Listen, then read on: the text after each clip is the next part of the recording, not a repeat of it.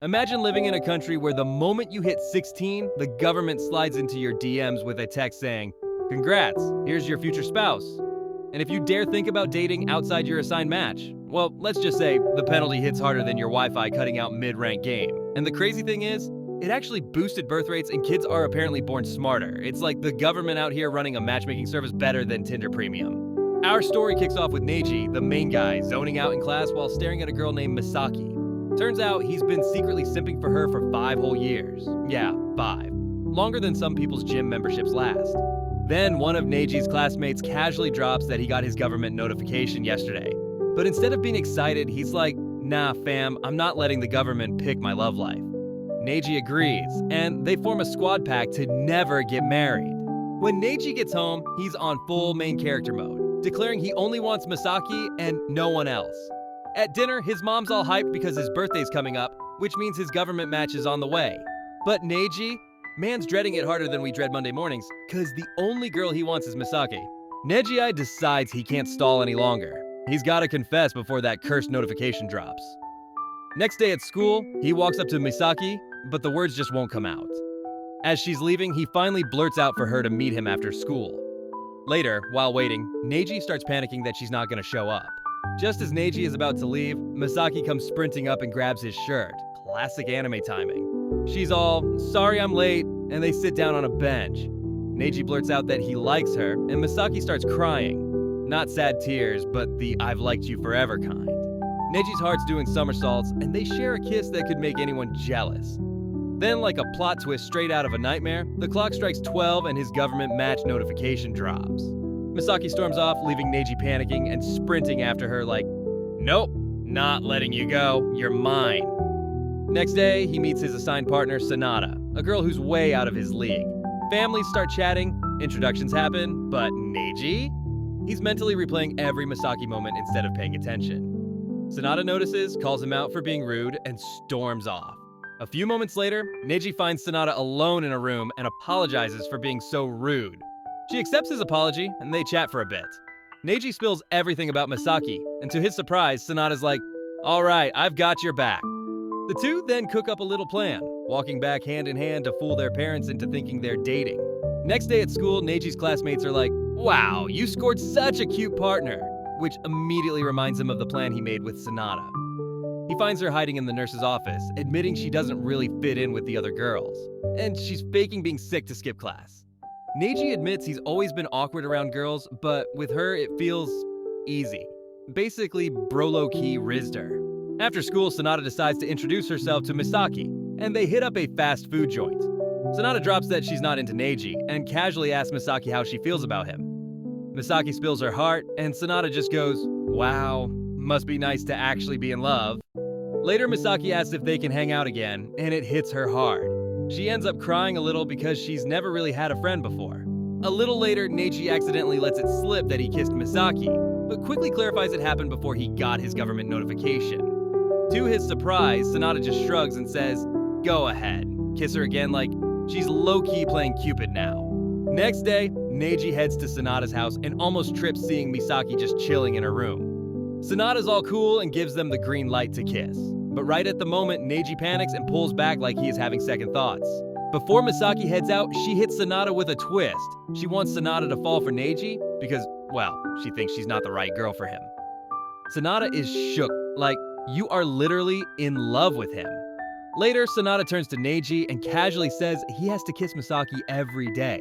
Neiji's left standing there like, wait, what universe am I in?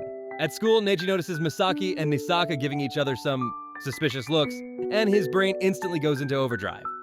Later, he approaches Misaki to ask about it, but a teacher pops up, so Niji swoops in and pulls her close. Sure, breaking the no dating outside your match rule is risky, but honestly, he can't hide his feelings, and the moment escalates. They end up kissing. Next day, 2 government reps swing by to check up on Niji and Sonata's relationship. The woman drops some science. Apparently, up to 50% of your personality comes from your genes, and all those surveys and tests are how they decide your perfect match. Basically, the whole system picks partners at 16 before you even know who you are. After interviewing them, they announce their next stop, Misaki's house. Niji panics, thinking she already got her marriage notice, but Sonata tells him to chill, there's still hope. At school, Neji nervously asks Misaki if she's got her government-assigned partner yet. She teases him with a yes, and we're living together. Turns out she's joking. The government only contacted her parents. Relieved, Neji smiles as Misaki tells him he's the only person who'll ever be special to her. Everyone else is just background noise. They seal the moment with a sweet kiss. Later, as Neji's getting ready for bed, his phone rings. It's Sonata. Sonata calls Neji, saying they're going on a camping trip. And yep, Misaki's coming too. Panicking at the thought of juggling both girls, Neji roped Nisaka along for backup. The day arrives, they hop on the train together, and at the lodge, Nisaka gets busy cooking while Neji goes to check on the girls, who are splashing around in their swimsuits. Because, well, we're men. A few moments later, Sonata slips on a rock, Neji swoops in and carries her back to the lodge, where her dad takes care of the injury. Later, Nisaka pulls Sonata aside and warns her that letting Neji get too close to Misaki is a recipe for disaster, not to mess around with government rules. A few days later, the new couples get called in for a government-mandated making love class. Yep, you heard that right. The government hands out rubbers and starts a full-blown demo of making love, basically.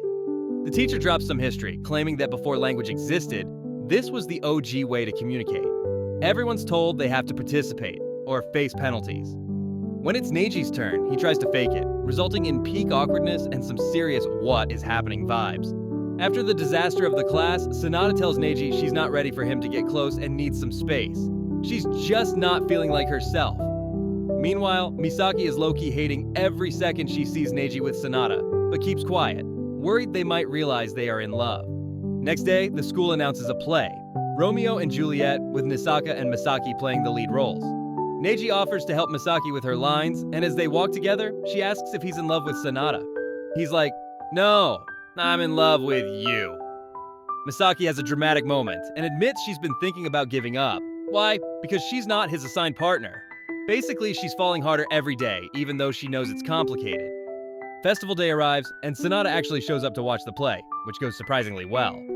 Afterwards, a mysterious girl approaches Neji and spills the tea. Misaki is his true destined partner. Neji spots Sonata nearby, looking completely shocked. She heard everything. She asks if their pairing was a mistake, and Neji gently says no, trying not to crush her feelings.